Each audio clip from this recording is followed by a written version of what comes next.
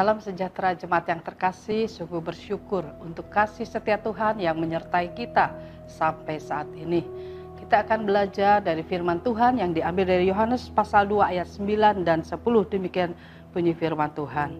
Setelah pemimpin pesta itu mengecap air yang telah menjadi anggur itu, dan ia tidak tahu dari mana datangnya, tetapi pelayan-pelayan yang mencedok air itu mengetahuinya, ia memanggil mempelai laki-laki dan berkata kepadanya, "Setiap orang menghidangkan anggur yang baik dahulu, dan sesudah orang puas minum, barulah yang kurang baik.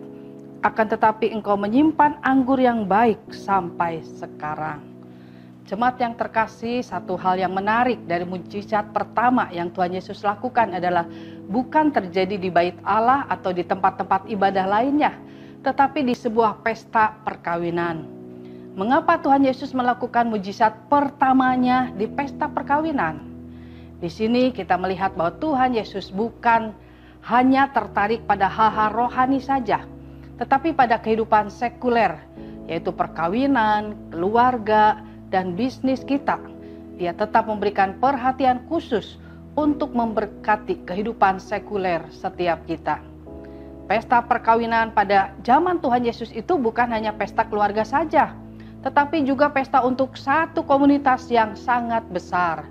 Dan pesta ini biasanya berlangsung 3-7 hari.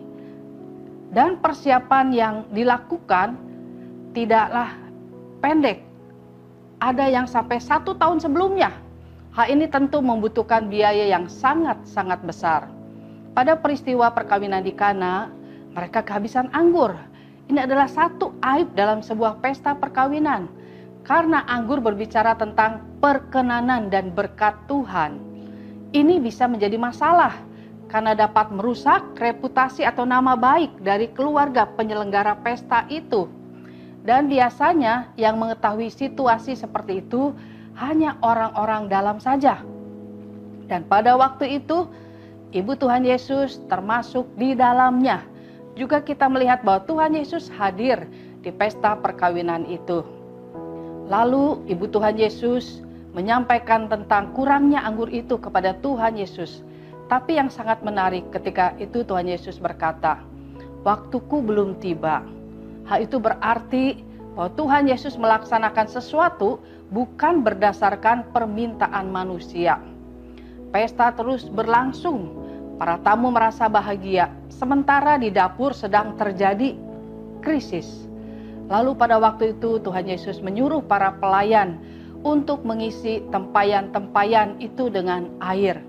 Kemudian mencedok air itu dan memberikannya kepada pemimpin pesta.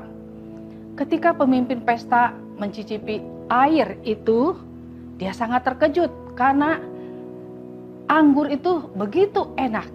Demikian juga semua orang yang hadir dalam pesta itu meminumnya dan merasakan anggur ini begitu enak.